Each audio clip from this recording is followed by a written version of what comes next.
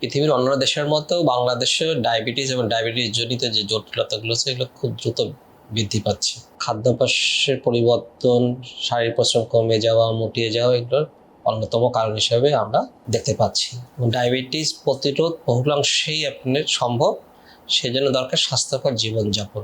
স্বাস্থ্যকর জীবনযাপনের জন্য দরকার হচ্ছে সামাজিক সচেতনতা এবং দীর্ঘমেয়াদী পরীক্ষায় দেখা গেছে যে সঠিক ভাষা এবং সঠিক মিডিয়াম যদি আমরা ইউজ করতে পারি তাহলে পরে সচেতনতা তৈরি করা সম্ভব।